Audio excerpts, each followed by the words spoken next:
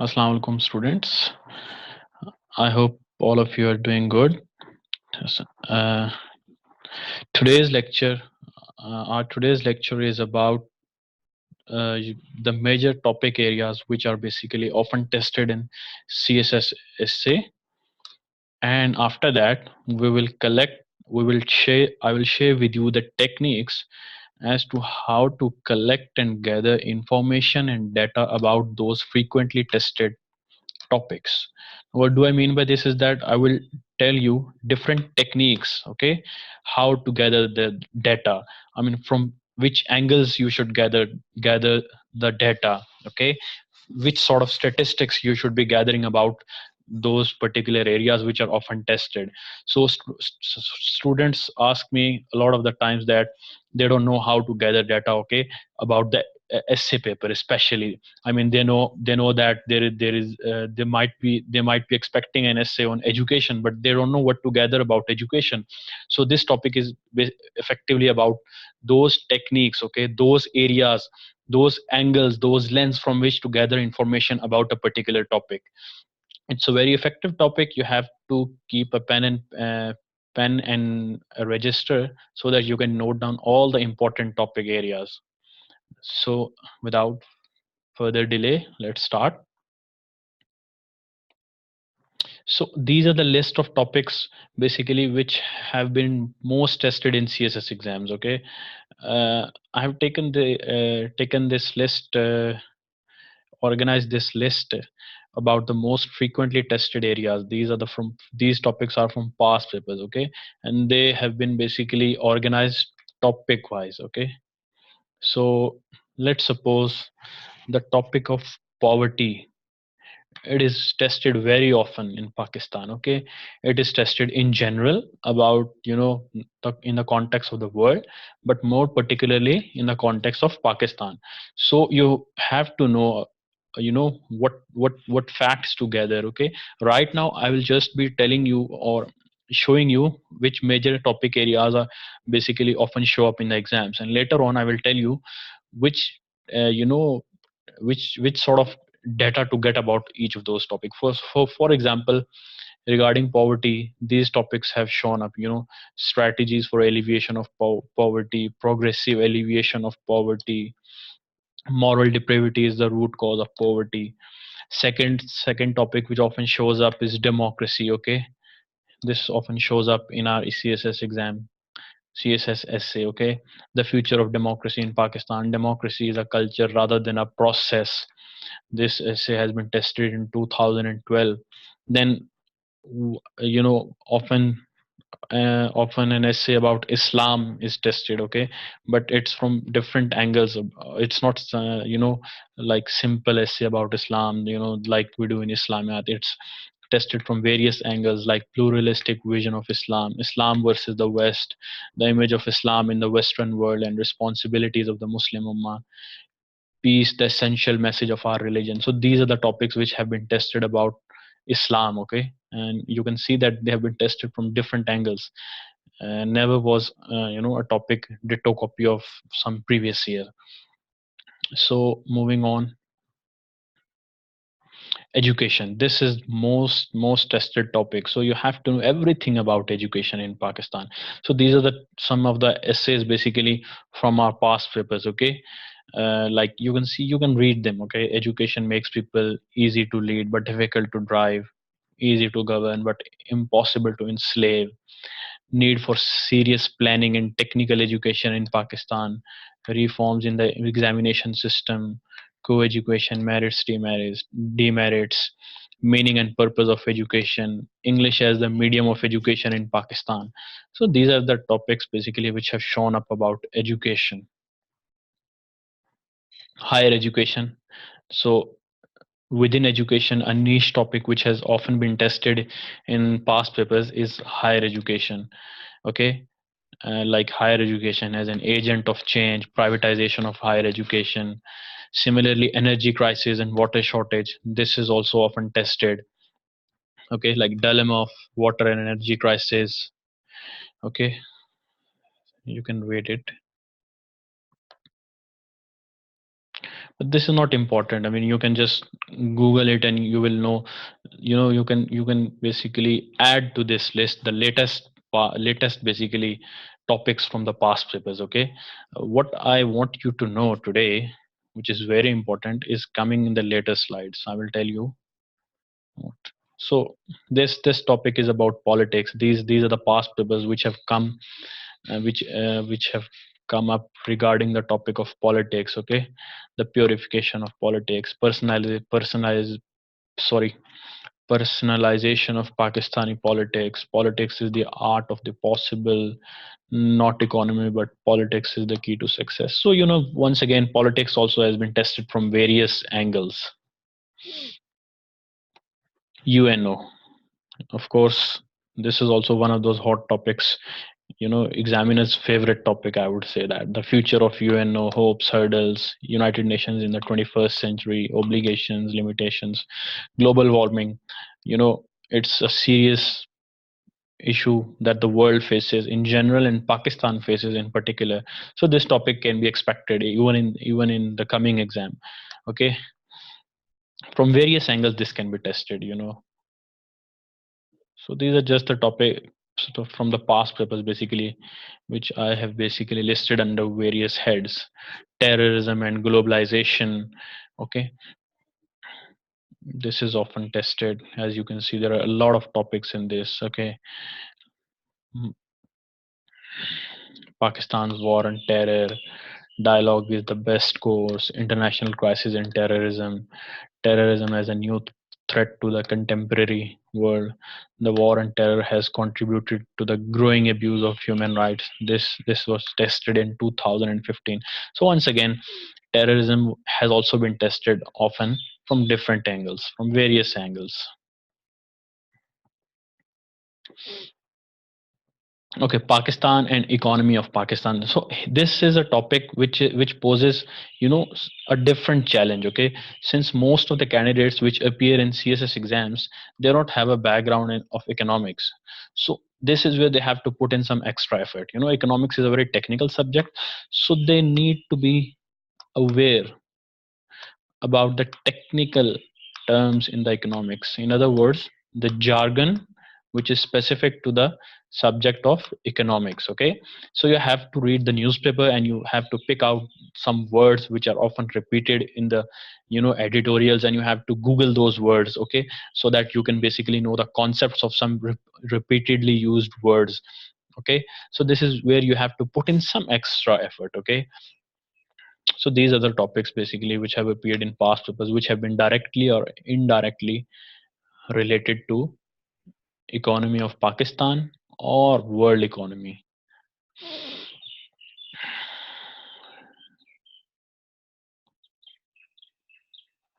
Women and gender equality. Once again, there is a growing basically movement for gender equality in the world.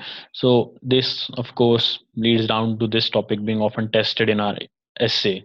So these are the topics which have been tested in our past papers. But once again, what I'm going to tell you today is how to gather information about these topics, from what angles.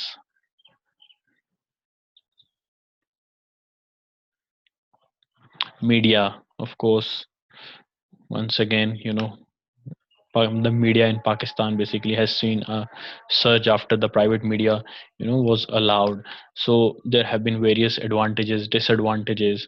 Okay, then comes the social media that is also often basically asked in essay exams. Then governance, of course, very important. When it comes to Pakistan, the issue of governance immediately basically rings the bell. Okay, so this you have to basically tackle this topic, and how you can tackle this topic effectively in CSS exam is by preparing it from different angles, and I will let you know later on in this lecture how to basically gather information, statistics, data about good governance from different angles. Philosophical and literary essays. Now, often I tell my students, and as I have told them, that these are the difficult ones in CSS exam, and they want to three topics in the paper are basically from philosophical or literary domain. For example, the topics like only the wisest and stupidest of men never change, materialism is the death of spirituality, if gold rust, what shall the iron do, liberalism, the search for truth. Similarly, in the next couple of slides, there are some other topics.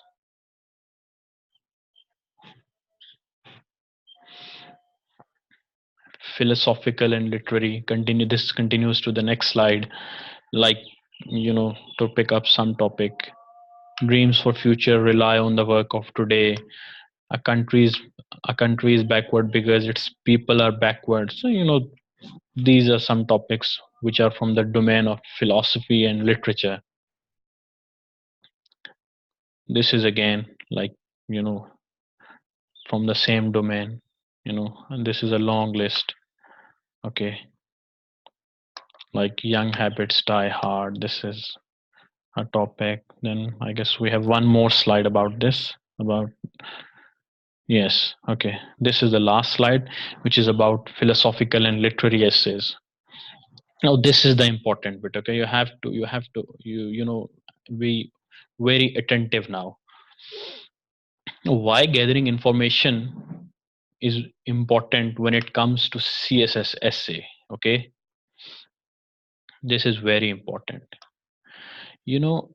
Essay, basically when it comes to CSS essay, it is nothing but the knowledge quoted in influential words and presented in argumentative style. Okay, how you basically quote the knowledge and you present it in an argumentative style. I mean, how can you basically put on an argument in your essay unless you have solid information, solid data, solid knowledge about the topic? Okay, so this is where knowledge is not maybe the appropriate word, but you can say information or data about a topic is very important.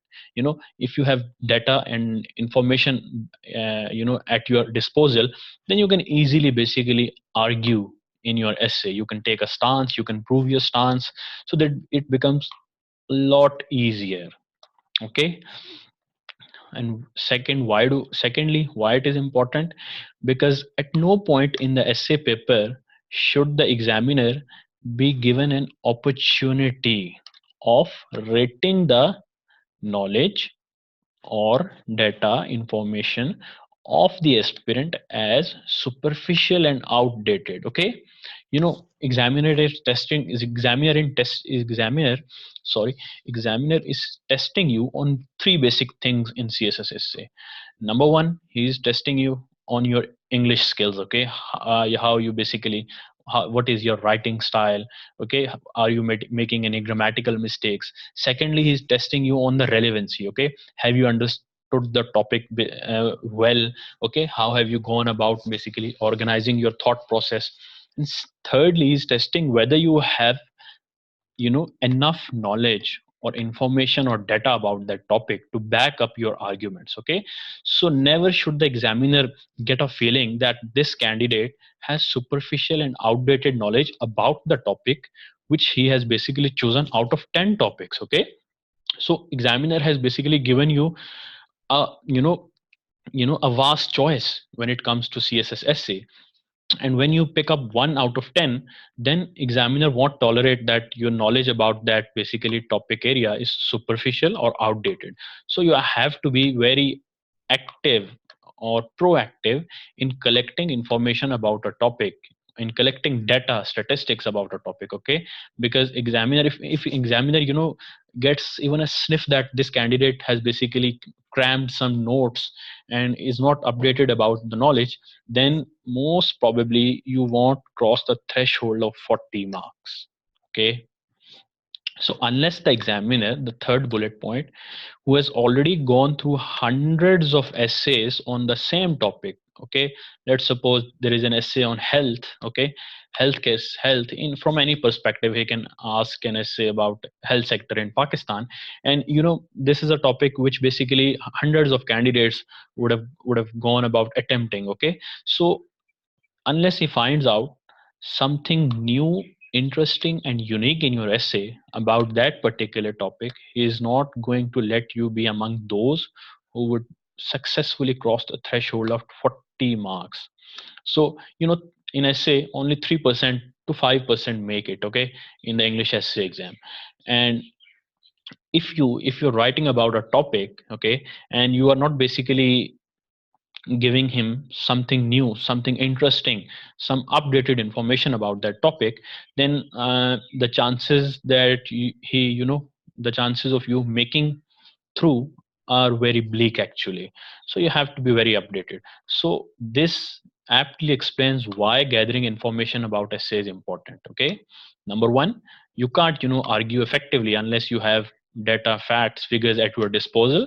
Secondly, examiner doesn't like superficial and outdated knowledge. Okay, so you have to have in-depth knowledge about the topic which you are attempting. And lastly, examiner would be basically marking hundreds of scripts. Okay, so unless you present something new, okay, something out of the box, something which is very updated, okay, and you present in an effective or influential words, okay, then only you would be able to cross the threshold of 40, otherwise you won't make it.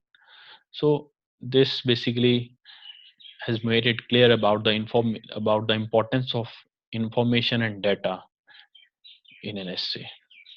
But the question arises, which often student pose, is how do they get information about essay, about English essay? I mean, they often students often pose the question that they know how to gather information about current affairs, Pakistan affairs, Islam, all other papers, because they have books about those essays, books written specifically for those topics. But when it comes to essays, several books are available in the market basically, which have some pet essays written. Okay, but how do they basically gather information? What are the techniques? Because most of the books are outdated. And the knowledge which you have to basically present to the examiner in order to be effective should be basically updated. So that is where the techniques come in to gather information. So the acquisition of information, data, knowledge is possible through various sources. For example, you can consult newspapers, and these can be both national and international. So for example, from national newspaper, of course, the most recommended is Dawn. Okay, you don't have to study all the Pakistani newspapers. That would waste a lot of time. Just read Dawn, okay, and give it one hour, okay, on daily basis, and then collect facts and figures. And if you start collecting information from now, it would be enough time for you. And you can consult some international newspapers also, okay, like Washington Post, New York Times. But you don't have to basically collect everything or read everything from those newspapers. First, you have to read if there is anything about Pakistan.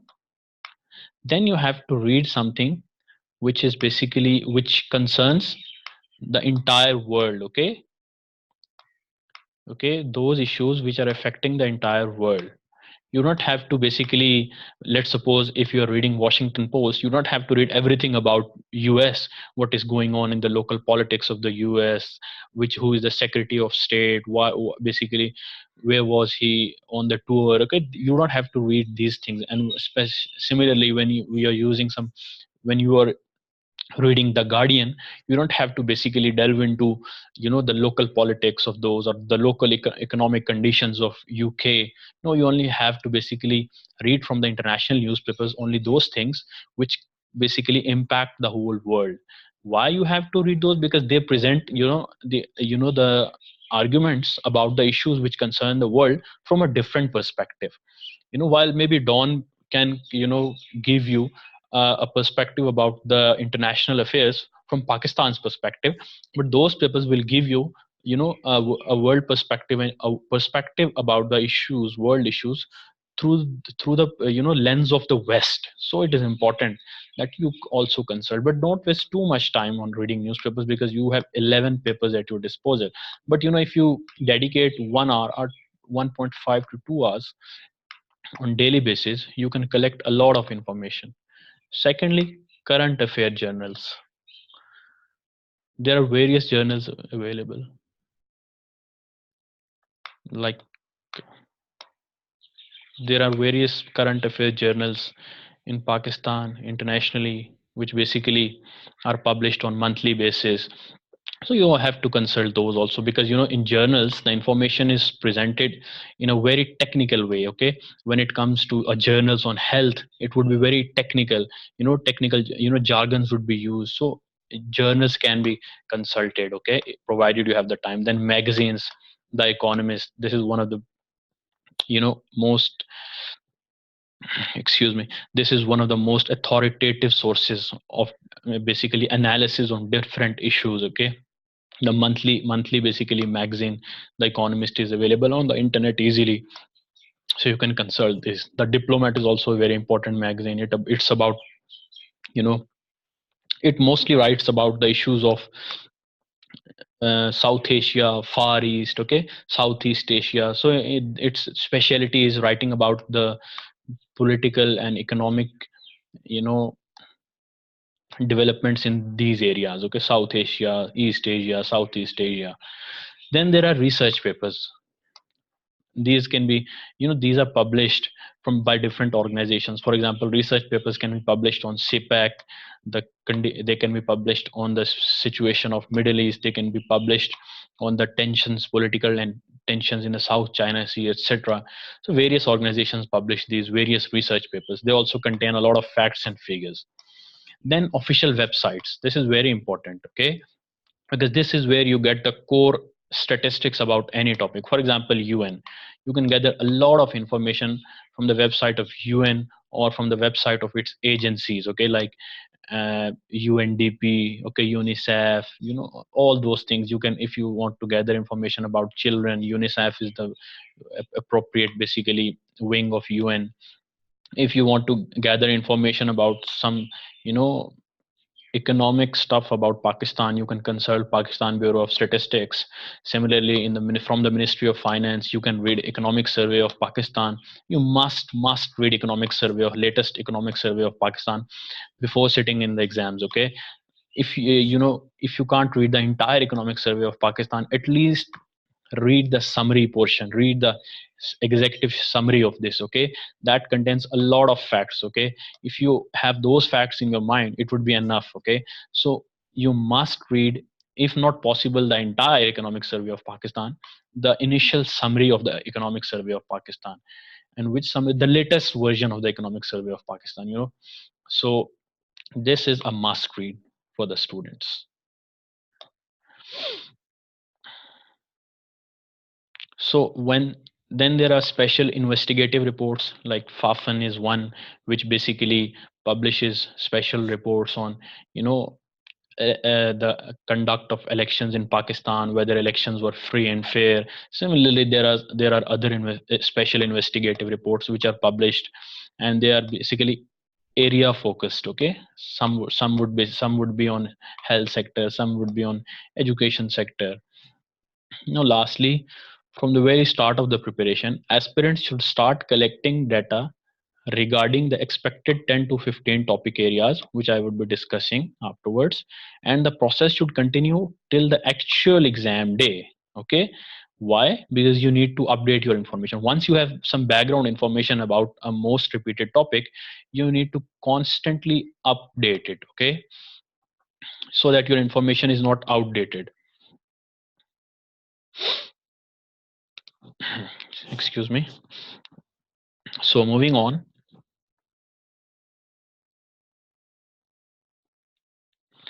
So the first basically topic which we are going to look is education. Okay, this is a most repeated topic in CSSSC.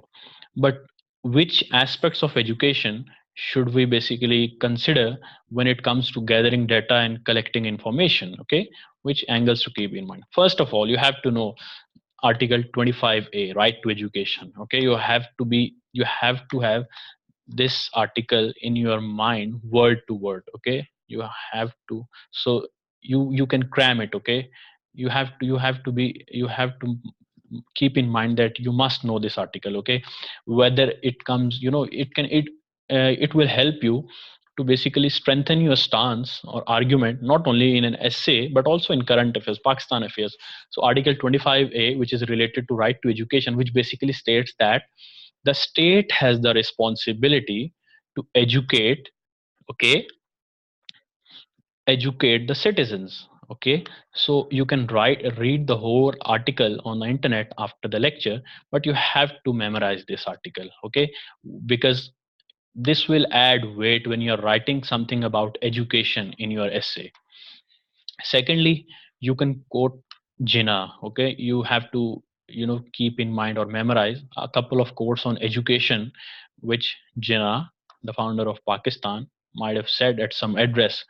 Or you can quote some other established authorities, okay, like Malcolm X, Nelson Mandela, all those, key figures, well renowned figures basically, which have, said something about education. So quotes what our constitution says, what different established authorities say about education, then policy options. Remember, whenever you are going to research about a topic area, the first thing you should talk or research or gather information about is the policy options. Okay, so like for example, in education, we the government develops national education policy. Various policies have been developed or basically made in the past, okay, and currently also there is a national education policy and the government is thinking about revising it, okay. So you need to know about national education policies of previous ones, what were their pitfalls, why were not they implemented, the current policies, the impacts and shortfalls of the past policies, and how the current educational policy is faring when it comes to its implementation, and what recommendations you will give when it comes to improving the current education policy. And the recommendations are, where can you find those recommendations? In various research papers or in newspaper editorials. Okay, they often, the different authors have written about they evaluate the current education policy, they discuss its shortfalls and how it can be improved. Okay, so the first thing when it comes to education, third thing should be policy options, then educational reforms. This is once again a very important topic, and even a whole essay can come on this topic, and I think it has been tested, educational reforms in Pakistan. So previous attempts at education reforms, current efforts which are being made, and suggestions for improvement. Remember, these are the angles, the lens through which you should gather information. Okay, syllabus, the issue of syllabus in our education system, it's outdated. You know, the theory of our syllabus basically doesn't haven't caught up with the, actual realities, what is required in the actual world, the skills required. So our syllabus is outdated, our examination system is outdated. Basically, it judges the students based on, how much they can cram, their ability to cram. There is a need for vocational training. Okay, then the medium of instruction, Urdu medium, Urdu medium, English medium. So the two parallel basically medium of exchanges are basically are in Pakistan. So they are also an issue to the educational sector, universal or all Pakistan universal education. Okay, the issue of language. Okay, so you need to basically, probe the education sector of Pakistan or gather information and data through these angles. Then you have to basically comment on co-education in Pakistan. You have to have, pros and cons of co-education in Pakistan. Should it be enforced, should it not be enforced, a critical evaluation.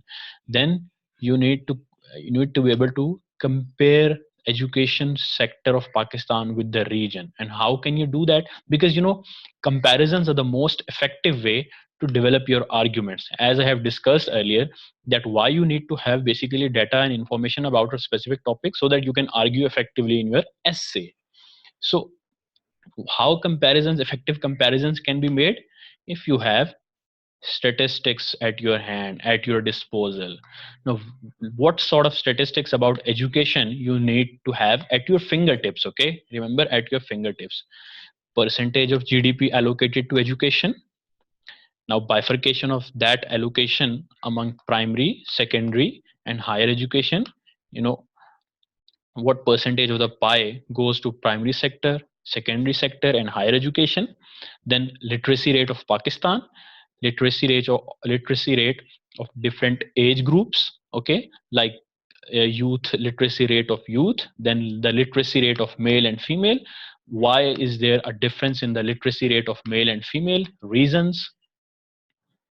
Then literacy rate of the region, that is South Asia, literacy rate of India, Bangladesh. Okay, you should be able to compare the literacy rate or facts and figures of Pakistan with the region also. Okay, and you can compare it with India because they got the independence, you know, at the same time as we did. So you can make comparison. Then you can basically you should have facts about dropout ratio, you know, primary school dropout ratio in Pakistan, pupil to classroom ratio. I mean, a teacher, how many basically students are basically sitting in one classroom. Okay, and you know, because if more than ideal ratio, there is also an ideal ratio. You should search on the internet what is the ideal pupil to classroom ratio, and then you should compare it with Pakistan, that how much more students, you know, basically are sitting in one classroom. Okay, it means that if more students are basically sitting in one classroom as compared to ideal ratio, then you know the pedagogy or the transfer of knowledge won't be very effective. Then you also need to know the effective or the ideal ratio of pupil to teacher ratio. How many students is one teacher teaching? Okay, you need to Google the ideal ratio. I mean, what is the ideal ratio of, you know, teacher to students? A teacher should be ideally teaching how many students at a time, and what is the ratio in Pakistan? I mean, if you go to government school, even in private schools, this ratio is basically very high compared to ideal ratio. So this basically is not very good when it comes to imparting quality education. I mean, teacher would come, deliver a lecture, and just go away. He won't be able to take questions from students. So pros and cons. Cons, basically disadvantages of high pupil to classroom and high pupil to teacher ratio, but you have to have statistics of these things. Now, Islam, from what angles you can prepare Islam? Muslim ummah versus the West, Islam and extremism, Islam and peace. You know, is a Islam is a religion of peace. Muslim Ummah and OIC, Organization of Islamic Cooperation, its effectiveness in the current scenario, its importancy, how recommendations to make it, once again, make it a viable platform for the Muslim Ummah. Then, is there really a clash of civilizations going on in the current, you know, world affairs? Are the wars basically based on the clash of civilizations like Islam, West, Hinduism? You know, there's a book from Samuel P. Huntington who states that the current basically trend of different wars is because of the clash of civilizations. You know, Islam and West basically can't live harmoniously. You know, it's the clash of civilizations between these two civilizations is inherent. Their belief systems basically make it impossible for them to live in peace. So is there any weight to this argument? Secondly, lastly, you can talk about stereotyping of Muslims by the West. So these are the few angles from which you can basically research about Islam.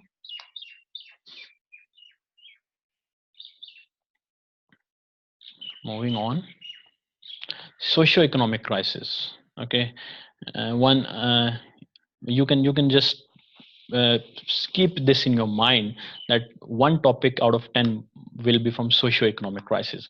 So what subtopics you can expect from socio-economic crisis in Pakistan? Natural resources of Pakistan.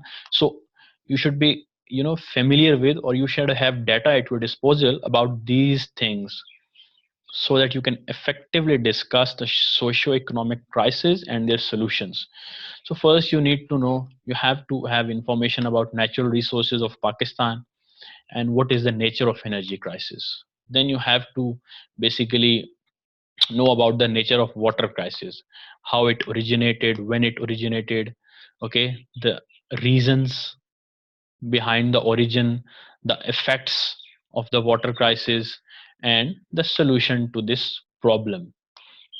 You can discuss it in terms of Kalabag Dam, Basha Dam, other dams, Indian dams which India have been building. Our rivers basically are drying up. Okay, you can talk it in other terms like, people in Pakistan waste water too much, and there should be a concept of water meters as it is in Israel, because Israel is also facing has been facing water shortage, so they introduced water meters where basically people are charged based on the amount of water they consume. So there are various other methods through which you can basically solve water crisis.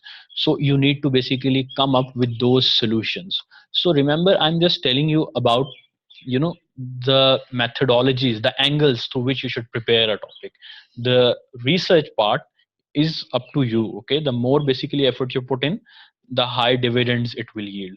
Then the economic crisis, once again, which areas you should be covering, the economic growth, economic GDP, about the about the world economic crisis, current state of economic health in the throughout the world. You can discuss different indicators about Pakistan, breakdown of economic terms. You must be familiar with the most often used economic terms in the newspaper. Okay, if you use these jargons in your essay at the right place, then believe me, this will reflect very good on your part. Okay, the examiner will basically he will realize that this student has some in-depth knowledge about economics also. Basically, economics is the core problem of Pakistan, so to speak. So you need to be aware with the economic terminology. Then you should be aware about the economic policies. I will discuss these in later on in this slide. Then the economic condition of Pakistan through all perspectives, like Pakistan's economic problem with IMF and World Bank, their donations, their terms and conditions. Strings are attached with the loans, the problem of inflation, poverty, foreign investment. Okay, decreased foreign investment, new taxes.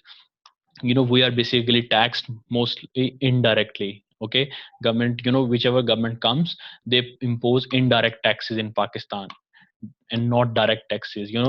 The drawback of indirect taxes is that they hit disproportionately on the poor lot. Okay, whereas direct taxes are progressive in nature. they basically they basically they charge more to those who have the ability to pay more, whereas the indirect taxes, they don't basically consider this fact in mind. They hit everyone equally, and this means that they disproportionately affect the poor.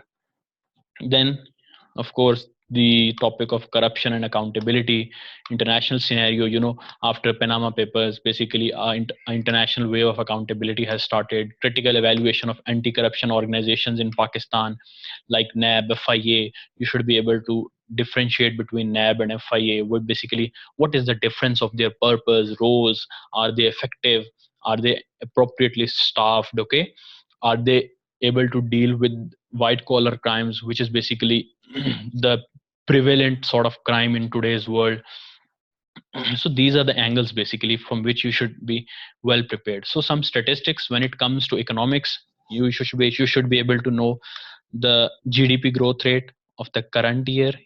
Okay, you should be able to know the GDP growth rate of the past 5 years, of the past decade, just to make a comparison. Just stating that GDP growth rate is 4% doesn't make sense unless you basically compare it with the past. So you have to basically know the GDP growth rate of the past decade also, or you make its comparison with some other countries. Okay, some other developing countries. You should have the fact of debt to GDP ratio. This is very important, because if the ratio is high, it means that we are more susceptible to borrowing from IMF and World Bank. And this means that there would be more terms and conditions or strings attached as to how we should manage our economy. So high debt to GDP ratio is not good, but you should keep in mind, you should have facts, updated facts about debt to GDP ratio. Then you should have the statistic of external debt to GDP ratio. Now, why? What is the difference? Basically, why this ratio is important? Because we have to pay external debt in terms of dollars, okay? And when this debt is higher, it means that there will be more outward flow of dollars, and more outward flow of dollars would mean that the price of dollar would increase, that is the rupee will depreciate. And if the rupee depreciates, our import burden further increases. We import oil, most of the oil we import it, so our import burden of oil would increase manifold. So we have to keep in mind, you know the external debt to GDP ratio. Remember, you don't just have to cram these ratios, you also need to know why these ratios are important. That's why I said economic terminology, knowing economic terminology. I mean, high debt. You can a candidate, if he knows debt to GDP ratio of Pakistan, he might write in the essay that one of the problems of Pakistan is high debt to GDP ratio. But he should be able to back it up with solid arguments that why this high GDP debt to GDP ratio is bad, and in what areas basically it will adversely affect our economy. So you should also be able to discern what these ratios mean, then the trends of these ratios and all those things. So pay special attention to economic terminology, because most of the students are at a disadvantage. And since economics is a very technical subject, you have to put in some extra effort. Believe me, this will help you in a lot of other areas also. It will help you in current affairs, it will help you in Pakistan affairs. So, and of course it will help you in essay exam. So governance, this is once again a very often repeated topic in CSS essay exam. And what should we be covering about governance? First, democracy. What was the past of democracy? A checkered past, okay? Then what is the present scenario about democracy? Is it stable, is it not? What are the pitfalls? What is the future of democracy? Okay, is it no more vulnerable, is it still vulnerable? The reasons, okay, about the state of the economy, is it vulnerable or not? Suitability of democracy for Pakistan. Remember, you should always defend this, that democracy is the best model for Pakistan. Why? Because in Pakistan, you know various ethnicity, Pakistan is a country where various ethnicities live, where various linguistic people from various linguistic backgrounds live. So democracy is the only solution to our problems, because it gives representation to all the strata of the society. Then compare democratic regimes with dictatorial regimes in terms of economic growth, civil liberties, and all those things.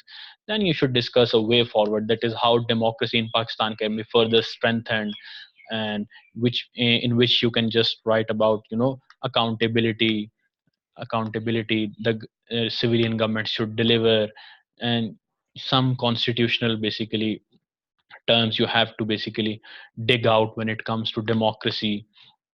Then an allied issue with democracy is good governance which can be good or bad.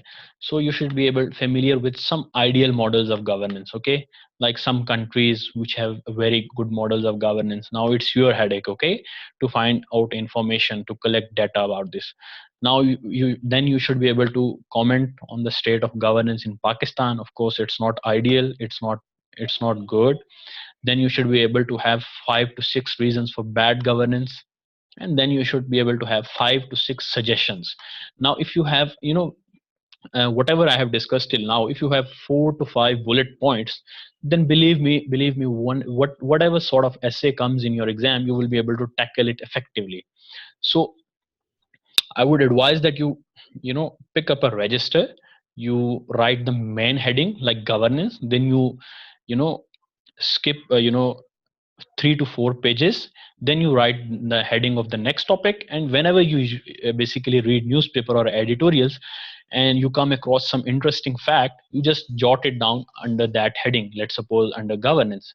So in this way you would already be gathering information in a very organized way, and when some essay shows up regarding that topic, you naturally would be able to jot down or basically convert your thought process into a well organized essay.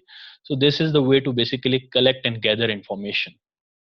Of course, you can talk about local bodies, okay, why they are effective, new provinces, the need for new provinces, is it practical, also is it practicable in the current situations. Suggestions shouldn't be a wish list, as I often tell my students. I mean, they should be backed up by why. Okay, by is it possible or not. Okay, and if it is possible, what steps should we take to make it possible. So you shouldn't just say that, okay, new provinces is the solution to good governance, or local bodies is the solution to the good governance. You should also have some solid bullet points in your mind that how it can be achieved. Like the creation of new provinces, it's basically a very thorny issue in Pakistan. So you have to have some points in your mind how to basically bring other parties, other different basically different interested motives on the negotiating tables, what can be offered, what can be given to arrive at a consensus. And study governance model of some successful countries. Moving on, national integration. So first you need to have a historical perspective. Why is Pakistan not integrated as a nation? You need to find out the causes of disintegration. Okay, of course there is a sense of deprivation, like East Pakistan there was a sense of deprivation. In the case of Balochistan there is a sense of deprivation. Then current cleavages on various grounds. Cleavages means that basically current basically the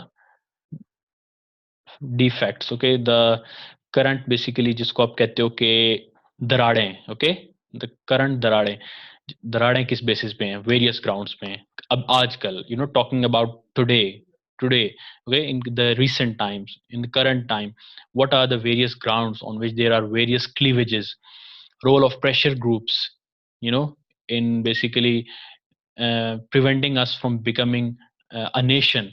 And these could be religious groups, nationalist groups. Okay, what is their role, what is their positive role, what is their negative role, sorry, how can they be neutralized. Way forward toward integration, inclusive economic growth. Okay, there should be no economic deprivation, adequate representation at the federal level. These are some of the methods. Then you should be able to quote some statistics also. NFC award distribution, which basically distributes the resources between the federation and the provinces. Is this formula equitable? Okay, is there need for further tweaking in this formula to basically put off the sense of deprivation? You should be able to know, you should basically be very familiar with NFC. What is it? It's past 7th NFC award. Why was it successful? Is there further need for tweaking in this formula to achieve the objectives? The issue of royalties, gas royalties from Balochistan and all the gas royalties from Sindh, these are often the bone of contention between the provinces, and of course they are a hurdle towards interprovincial harmony.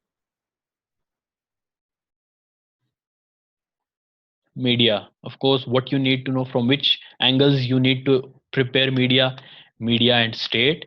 Should state interfere in the media? To much extent is state interfering in media in Pakistan? Journalism ethics, okay, should there be some ethics? Of course there should be. To what extent they are followed in Pakistan? They are not followed to a great extent. Media and freedom of speech, should there be some limitations on freedom of speech? Media and its power, like Arab Spring, in which social media played a very important part. Emergence of a third political force in Pakistan due to social media. Then you can talk about social media. Is it a blessing or a ban, or is it a curse? Role of media in the development of any country. Media and democracy, are these both indispensable for each other?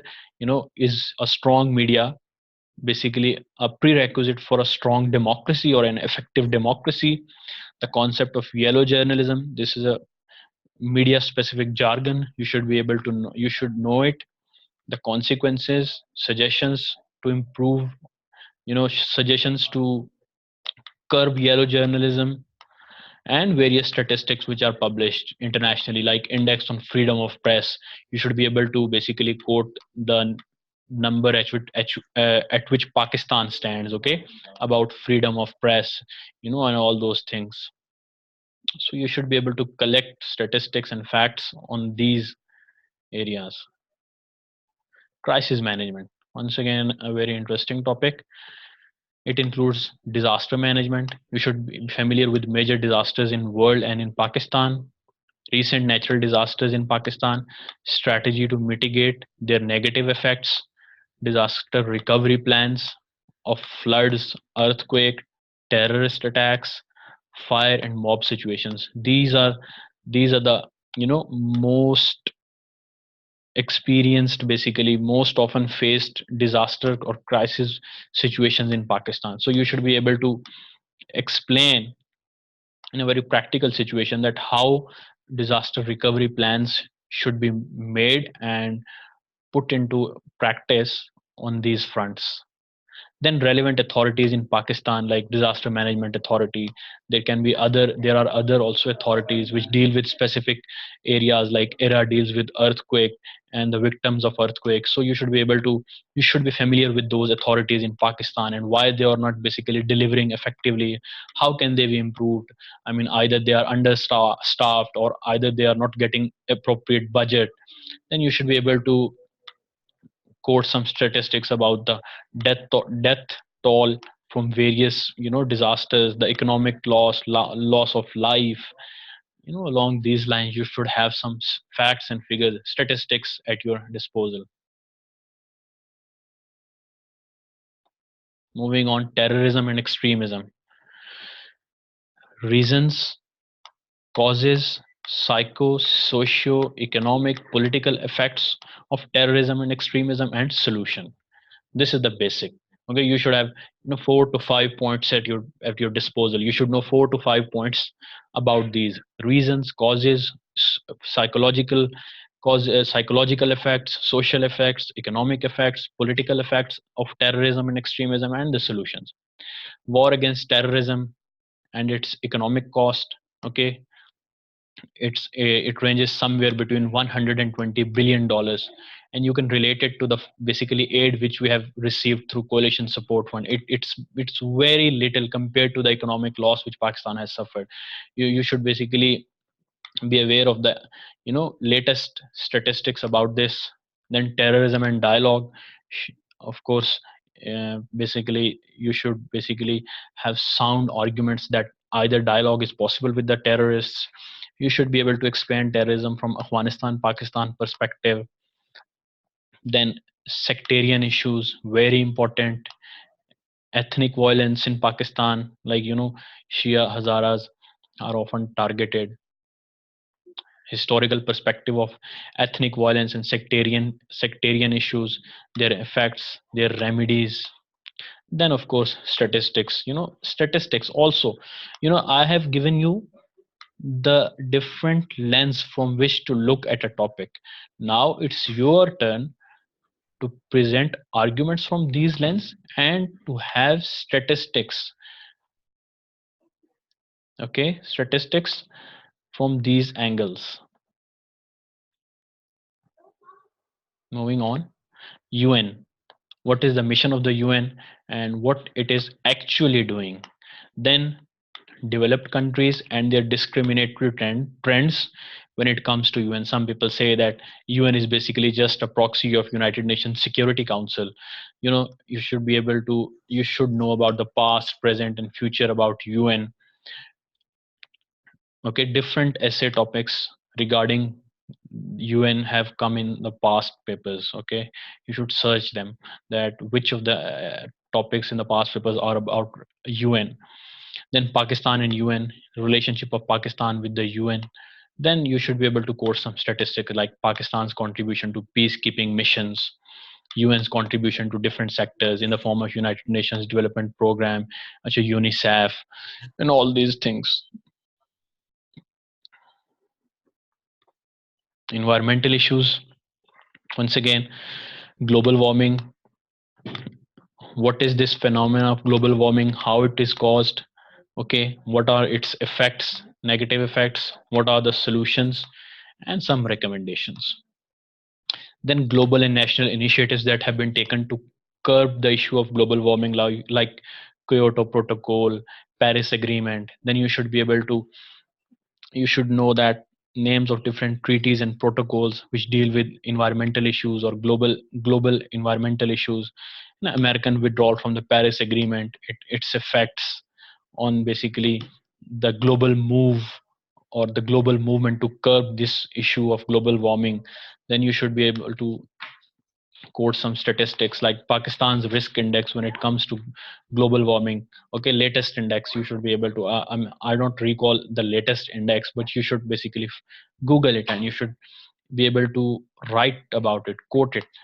How much people have been killed in different, environmental related disasters like heat waves in Karachi, floods, uneven rains, the economic costs of these disasters. Health, once again, very important issue. You should pay very clear, very clear attention to this topic. Now, related article of the Constitution of Pakistan, you should know this. Now, the policy options, policy on health, previous policies, current policies, the impacts of previous policies, why they fell short in achieving the goals, sustainable development goals, which of the 17 sustainable development goals relate relates to health, and what does it stipulate, what objectives it basically aims to achieve that sustainable development goal. So you should be familiar with that. Health reforms in Pakistan, what were the attempts made in the past, what are the current efforts being made, and suggestions for improvement. Then comparison of the health sector of Pakistan with the region. Okay, once again I reiterate that comparisons are very important, and you can only compare you if you have the related statistics of the region, of the countries, of our neighbors.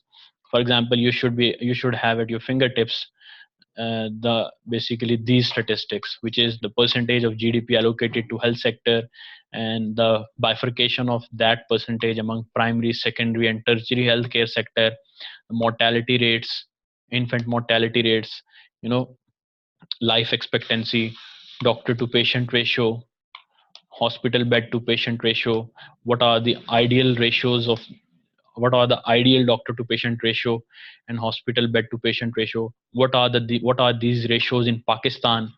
Okay, compare these ratios with, let's suppose, the region South Asia with India. Okay, the more comparison you make, the more basically solid your argument would be.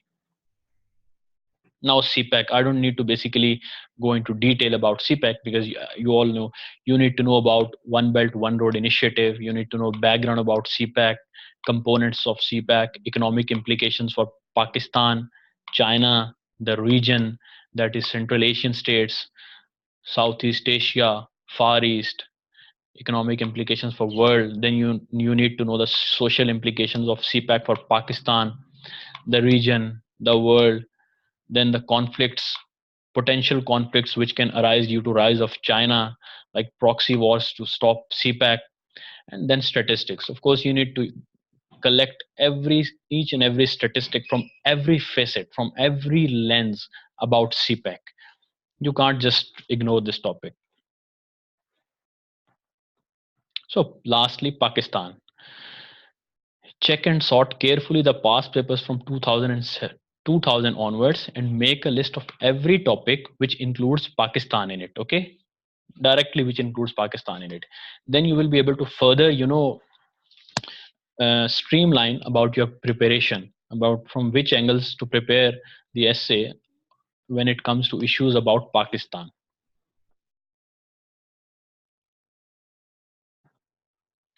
So that is it for today's lecture. I hope it was very useful. The purpose of today's lecture was basically to tell you the importance of gathering information and collecting data, why it is important, why the examiner basically wants that you quote effective, relevant, and updated data, and what are the techniques through which angles you should be able to collect the data. Okay, I hope that this lecture has made a lot of things clear, and now it is up to you basically to collect data from all these angles, through all the techniques which I have taught you.